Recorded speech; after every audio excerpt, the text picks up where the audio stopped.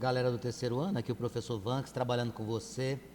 A resolução de exercícios do nosso capítulo 7, correspondente à apostila no terceiro ano. As atividades da frente 3, módulo 1. Frente 3, módulo 1, que trata sobre a evolução dos modelos atômicos, o modelo atômico atual, e falamos também sobre os modelos quânticos.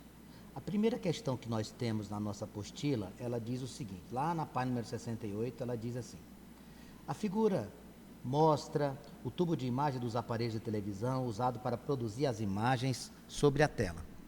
Os elétrons do feixe emitido pelo canhão eletrônico são acelerados por uma tensão de milhares de volts e passam por um espaço entre bobinas onde são defletidos por campos magnéticos variáveis, de forma a fazer a varredura da tela. Nos manuais que acompanham os televisores, é comum encontrar, entre outras, as seguintes recomendações: nunca abra o gabinete ou toque as peças no interior do televisor. Não coloque seu televisor próximo de aparelhos domésticos com motores elétricos ou ímãs. Essas recomendações estão associadas, respectivamente, aos aspectos de quê? Bom, quando a gente fala em tubo de imagem, a recomendação de não abrir o gabinete ou não tocar as peças do interior do televisor é devido ao risco pessoal por alta tensão, para a gente não tomar choque.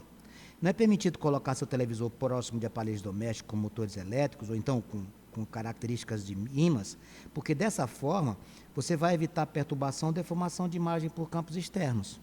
Então, a letra A diz assim: riscos pessoais por alta tensão, perturbação ou deformação de imagens por campos externos. Essa aqui é a alternativa verdadeira. A alternativa seria a letra A.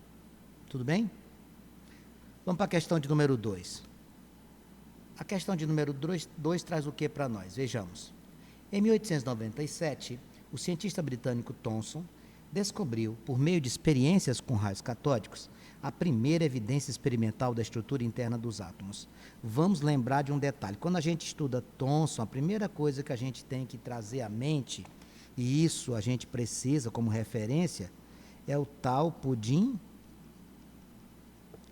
de Passas. Estrutura carregada positivamente com alguns elétrons distribuídos na sua superfície. Lembra? Pois é, vamos lá. Mas isso não vai ser a essência desta questão.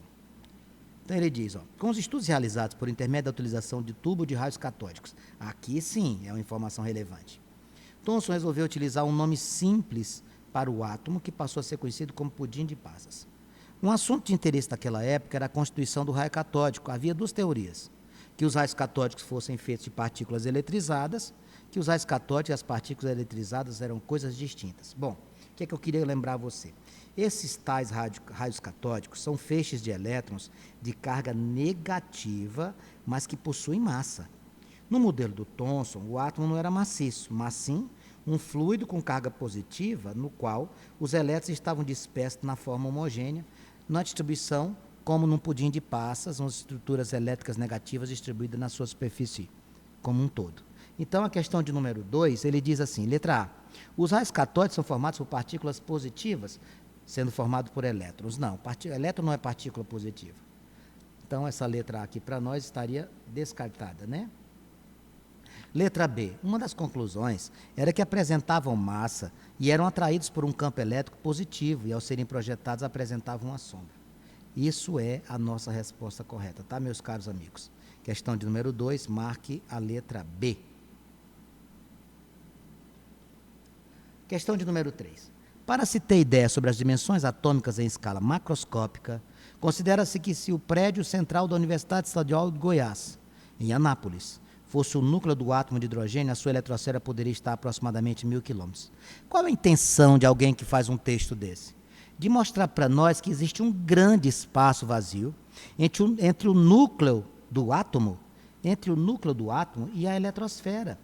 Olha só, ele quis mostrar isso aqui para nós. Está aqui o núcleo, e aí você ia ter uma distância gigante das estruturas onde os elétrons estão praticamente colocados em nível de energia.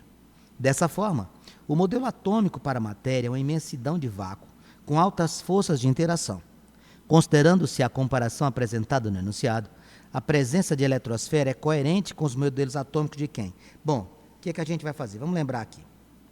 Segundo os modelos do Thomson e do Dalton, o átomo não tinha eletrosfera, lembram? O Dalton se baseava nos estudos de Leucipo e Demócrito, lá da antiga Grécia.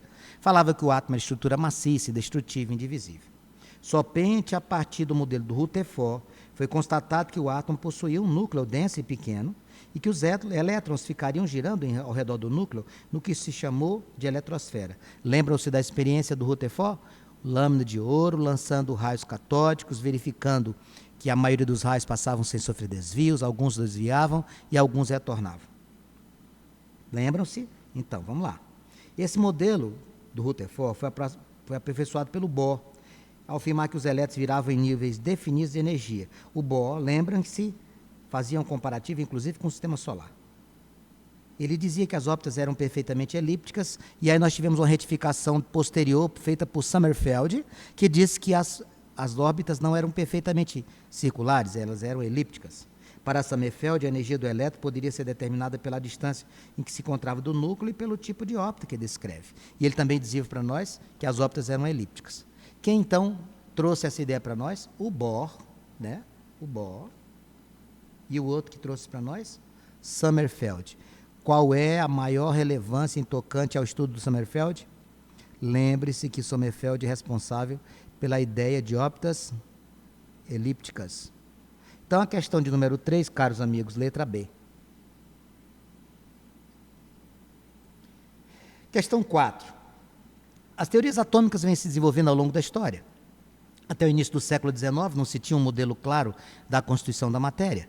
De lá até a atualidade, a ideia de como a matéria é constituída sofreu diversas modificações, como se pode observar no modelo atômico de Bohr, que manteve paradigmas conceituais sobre a constituição da matéria, mas também inseriu novos conceitos surgidos no início do século XX. No modelo do atômico de Bohr, então ele dá várias alternativas, então o que é que eu vou fazer aqui para você? Antes da gente analisar as alternativas, vamos lembrar o que é que o Bohr trouxe para nós, vamos lembrar. O que é que ele disse? Dentre outras coisas, ele disse: o átomo é formado por um núcleo e por elétrons fora do núcleo, cujas interações elétricas seguem a lei de Coulomb, atração e repulsão, obviamente. Os elétrons se movem ao redor do núcleo em órbitas circulares. Quem trouxe a ideia de órbita elíptica foi Sommerfeld. Quando um elétron está em órbita, ele não ganha nem perde energia. Diz que ele está em órbita discreta, então também chamada de estacionária, ou então um estado estacionário. O termo você escolhe o que você quiser usar.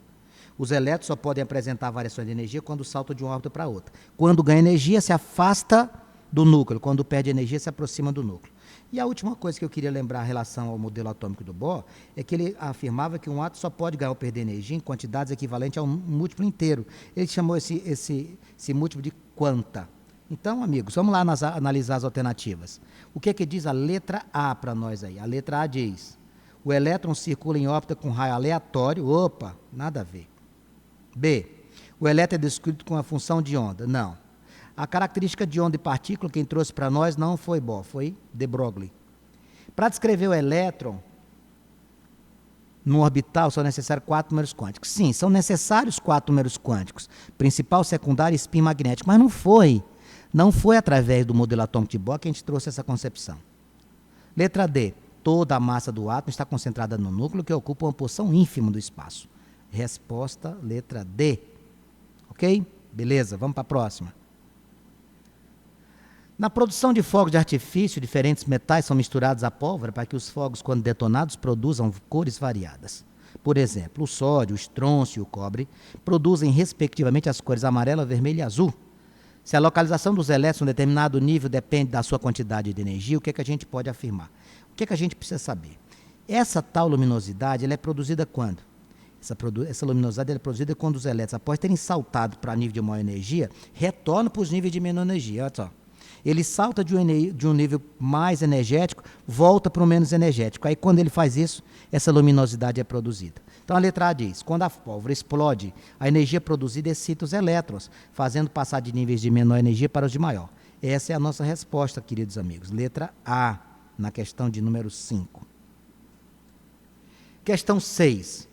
Uma matéria divulgada na comunidade científica revela a criação de um sorvete que brilha no escuro. Que maravilha!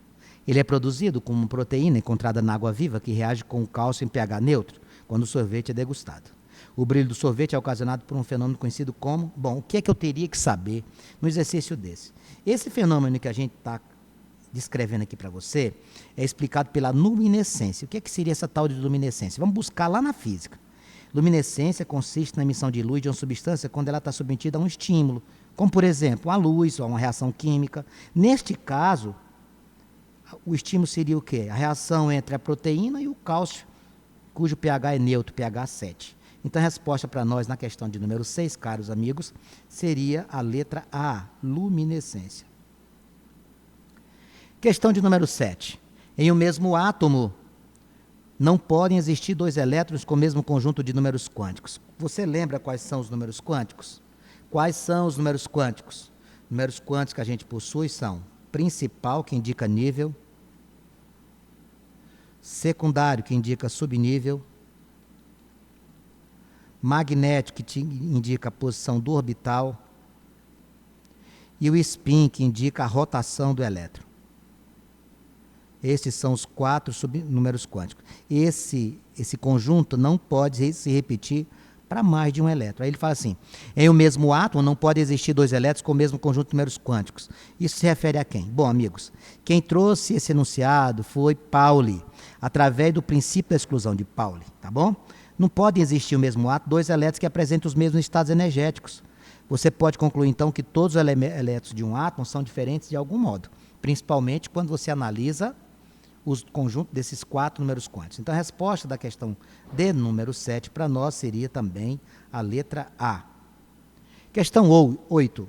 Essa questão 8 diz assim, vai trazer uma alusão aqui aos filósofos lá do início dos modelos atômicos. Quem foram eles? Lembra? Leucipo e Demócrito. Coube aos filósofos gregos atomistas, Leucipo, Demócrito, depois Epícoro, sugerir a existência do átomo e propor até uma teoria atômica. Inclusive, a palavra átomo vem do grego e significa indivisível. Os estudos específicos sobre o tema só foram retomados por Dalton no século XIX, que trouxe para nós um modelo atômico que se assemelha a uma bola de bilhar.